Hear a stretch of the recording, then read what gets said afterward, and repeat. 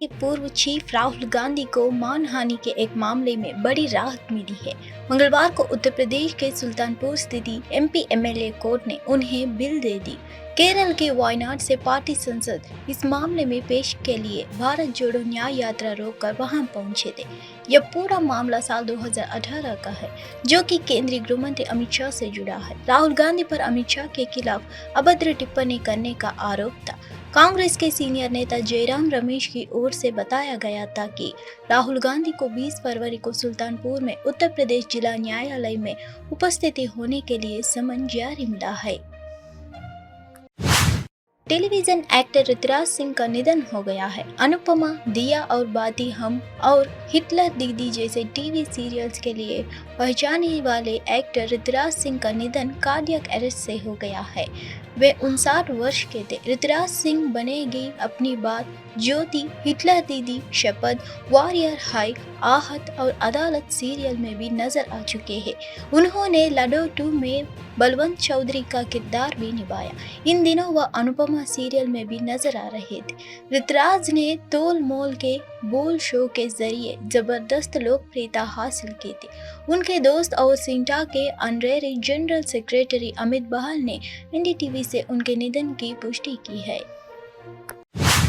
Maharashtra cabinet में शिक्षा और सरकारी नौकरियों में 10 से 12% मराठा आरक्षण के बिल के मसौदे के हरी झंडी दिखा दी है। राज्य विधानसभा में आज विशेष सत्र के दौरान मुख्य रूप से मराठाओं का आरक्षण देने के फैसले पर चर्चा की गई है। मुख्यमंत्री एकनाथ शिंदे ने शुक्रवार को विशेष विधानसभा सत्र में रिपोर्ट पेश करने के बाद इस बात पर जोर दिया था कि मराठाओं को कानून की शर्तें और मुताबिक आरक्षण दिया जाएगा। बता दें कि मराठा कोटा कार्यकर्ता मनोज जरांगे पटेल जलाना जिले के अंतरवाली सती गांव में लंबे समय से भूख हड़ताल पर है। यही वजह है कि सरकार ने एक विशेष सत्र बुलाने का फैसला लिया है।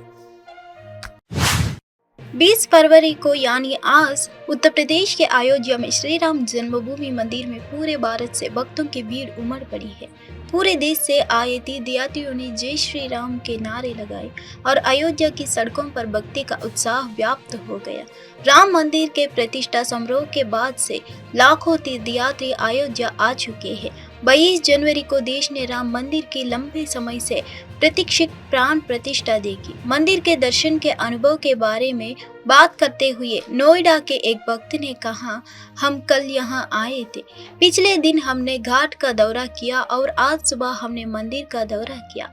आज शुभ दिन है, नज़ारा खूबसूरत था, यहाँ प्रबंधन बहुत बढ़िया है। से आया है, कल ही आए थे हम लोग। कल घाट का दर्शन किया, आज मंदिर का दर्शन हुआ सुबह सुबह। मंगल दिन है तो आज अच्छा होता है, तो अच्छे से दर्शन हो गया। लाइन में चलते चले, बहुत अच्छा, ज़्यादा भीड़ भी नहीं है तो सही से दर्शन हो रहा है। कैसा लगा अंदर जाके भगवान के? बहुत अच्छा लगा, बहुत अच्छा, बहुत सुंदर दर्शन हुआ। और यहाँ पे बहुत अच्छा व्यवस्था है, तो दर्शन दूर से भी हो जा रहे, पास से भी हो जा रहे, बहुत अच्छे से दर्शन हो रहा है। हम लोग तेलंगाना से हैं। तेलंगाना से अयोध्या की इस पावन धरती पर हम लोग पहुंचकर खुद को गौरवान्वित और बहुत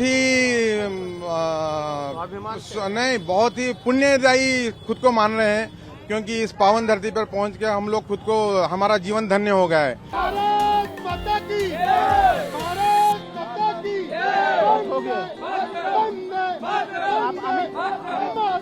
मातरम।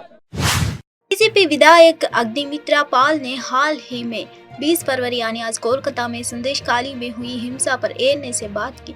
उन्होंने काफी हड़ता से कहा, हम बसपाई जो कहते हैं वही करते हैं। हमारे एलओपी ने वादा किया कि हम अदालत जाएंगे और वहां से अनुमति लेने के बाद संदेशखाली जाएंगे। बिल्कुल वैसे ही आज हो रहा है। हमें कोर्ट से इजाजत मिल गई है।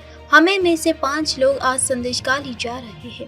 अदालत की अनुमति के बाद वे संदेशखाली जा पाएंगे या नहीं, इस पर बात करते हुए उन्होंने कहा, अगर यह एक अलग राज्य होता तो हमें अदालत की अनुमति की आवश्यकता नहीं होती, लेकिन यह पश्चिम बंगाल है।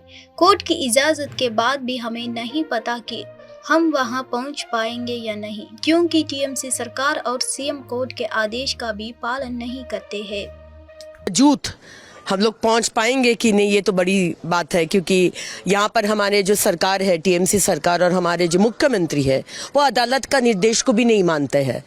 अदालत का परमिशन लेके आज हम लोग जा रहे, यही सोचते हैं कि जा सकेंगे, लेकिन ममता बनर्जी का सरकार किसी को नहीं मानते हैं।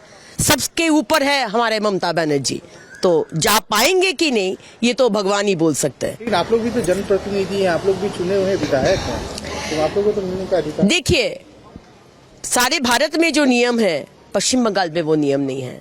सारे भारत में जो संविधान है पश्चिम बंगाल में वो संविधान नहीं है। सारे भारत में नियम सबके लिए एक है। हमारे इधर टीएमसी के लिए एक नियम है, बाकी के लिए और एक नियम है। हमारे टीएमसी का मंत्री लोग जा सकते हैं, उन लोग के लिए कोई बाधा नहीं। पहले भी देखे हैं, टीम गए हैं, 2 दिन पहले भी पार्थो भौमिक, सुजीत बोस वो लोग गए हैं। केंद्र सरकार का केंद्रीय मंत्री आते हैं, उन लोग को बेइज्जत किया जाता है, उन लोग को ठेला जाता है, धकेला जाता है, हैकल किया जाता है। ये है पश्चिम बंगाल।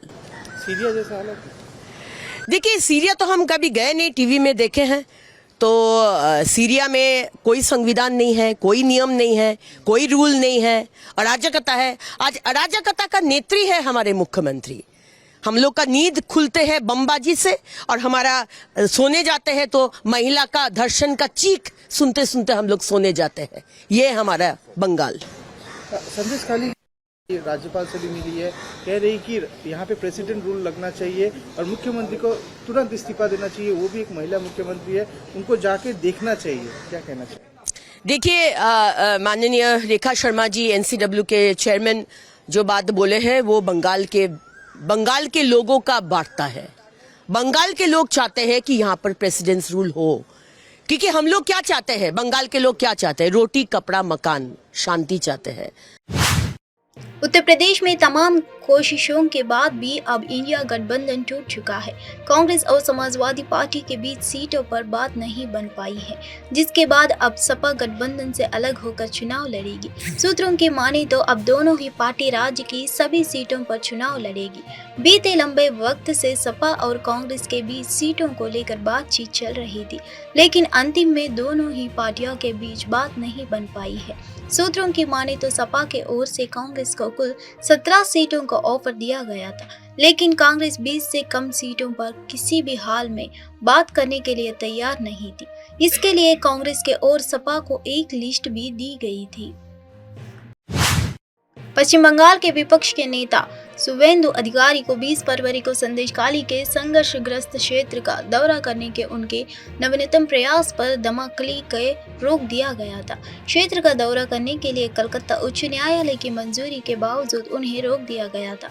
यह शुवेंदु अधिकारी का उत्तर 24 परगना द्वीप का दौरा करने का तीसरा प्रयास है, जो 5 फरवरी से है तनाव में है। बसपा नेता शुवेंदु अधिकारी ने कहा, वे कह रहे हैं कि राज्य सरकार डिवीजन बेंच में चल गई है और आपका आदेश अब लागू नहीं होगा। संविधान का मुख्य स्तंभ न्यायपालिका है। ममता प्लीज कलकत्ता उच्च आदेश को चुनौती दे रही है। मैं उन्हें दोबारा सोचने के लिए 1 घंटा दूंगा, अन्यथा मैं कलकत्ता उच्च न्यायालय जाऊंगा। संयोग से कलकत्ता उच्च न्यायालय ने 19 फरवरी को अधिकारी को संदेशखाली जाने की अनुमति दी थी। इसने बसपा नेता से यह एक शपथ पत्र दाखिल करने को कहा कि वह एक और समय तक ऐसी किसी भी गतिविधि में शामिल नहीं होंगे जिससे कानून व्यवस्था की स्थिति खराब हो सकती है। Division bench, they are expecting, he said ये स्टेट गवर्नमेंट डिवीजन बेंच में चला गया, इसलिए आपका ऑर्डर एग्जीक्यूट नहीं होगा। सीधा I am leader of opposition, 2.28 lakh people voted in favor of our party BJP. I am representing them. किस तरीके से व्यवहार और भाषा देखिए। साहिब का नाम he is challenging judiciary, higher judiciary. It's a very alarming. The main pillar of the constitution is the judiciary. They are challenging Mamta police, a senior IPS. प्रधानमंत्री मोदी ने 20 फरवरी यानी आज जम्मू कश्मीर के लिए नई रेल कनेक्टिविटी परियोजनाएं समर्पित की। पीएम मोदी ने उधमपुर श्रीनगर बारामूला रेल लिंक परियोजना पर 2 खंडों का अनावरण किया। रेल परियोजनाओं पर बोलते हुए नेशनल कॉन्फ्रेंस प्रमुख और जम्मू कश्मीर के पूर्व सीएम फारूक अब्दुल्ला ने प्रधानमंत्री मोदी और रेल मंत्रालय को धन्यवाद किया और कहा कि यह एक बड़ा कदम है क्योंकि इससे घाटी में पर्यटन और कनेक्टिविटी को बढ़ावा मिलेगा। अब रेल जो है हमें कनेक्ट करेगी और जिसकी हमें बहुत ज़रूरत थी। ये बहुत बड़ा कदम आज उठाया है और मैं मुबारक करता हूँ रेल मिनिस्ट्री को, प्रधानमंत्री को, जिन्होंने इसमें योगदान दिया और उम्मीद करता हूँ कि ये रेल बहुत अच्छी होगी और हमारे लिए इसका बहुत बड़ा फ़ायदा होगा। मुझे उम्मीद है कि कटरा से भी संगलतान तक बहुत जल्दी पहुँच जाएगी और हमारे जो सबसे बड़ी मुश्किल होती थी कि सड़क उड़ जाती थी, अब रेल जो है हमें कनेक्ट करेगी और जिसकी हमें बहुत ज़रूरत थी। ये हमारे टूरिज़्म के लिए भी बहुत ज़रूरी है, हमारे लोगों के लिए भी ज़रूरी है क्योंकि वो सफ़र कर सकेंगे मुल्क के दूसरे इलाकों में। हमारा जो माल है वो जा सकता है, वहाँ से आ सकता है। ये बहुत बड़ा कदम आज उठाया है और मैं मुबारक करता हूँ रेल मिनिस्ट्री को, प्रधानमंत्री को, जिन्होंने इसमें योगदान दिया और आज हम इसका पहला कदम देख रहे हैं। मैं सब रेलवे के कारकुनों को जिन्होंने इसमें काम किया है, जिन्होंने इस रेल को यहाँ पहुँचाने के लिए काम किया है, मैं उनको मुबारकबाद करता हूँ और उम्मीद करता हूँ कि ये रेल बहुत अच्छी होगी और हमारे लिए इसका बहुत बड़ा फ़ायदा होगा। डॉक्टर साहब मुझे बताइए क्या कुछ उम्मीदें लगाई जा रही हैं कि ये ट्रेन जम्मू के साथ कनेक्ट? देखिए, हमारी सबसे उम्मीदें बहुत सालों से थी। प्रधानमंत्री मोदी ने 20 फरवरी यानी आज जम्मू में 32,000 करोड़ रुपए से अधिक की गई विकास परियोजनाओं का उद्घाटन और शिलान्यास किया। ये परियोजनाएं स्वास्थ्य, शिक्षा, रेल, सड़क, विमानन, पेट्रोलियम, नागरिक बुनियादी ढांचे सहित कई क्षेत्रों से संबंधित है। पीएम मोदी ने घाटी में पहली इलेक्ट्रिक ट्रेन और संगलदान स्टेशन और बारामूला स्टेशन के बीच ट्रेन सेवा को भी हरी झंडी दिखाई। उन्होंने जम्मू कश्मीर की नई सरकारी भर्तियों के नियुक्त आदेश वितरित किए गए हैं।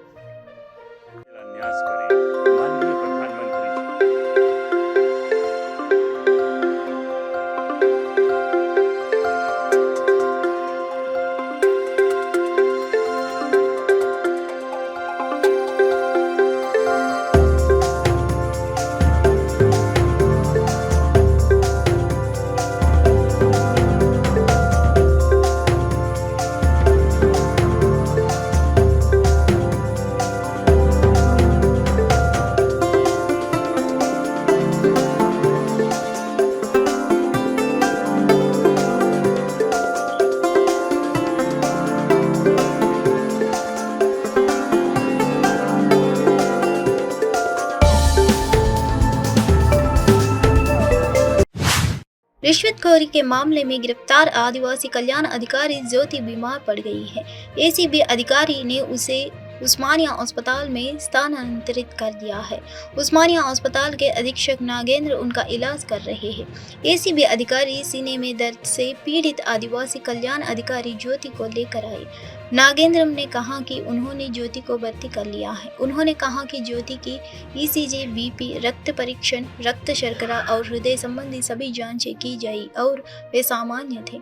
आज के एको टेस्ट के बाद ज्योति को छुट्टी दे दी जाएगी। नागेंद्र ने कहा कि ज्योति की तबीयत अब स्थिर है और चिंता करने की कोई जरूरत नहीं है।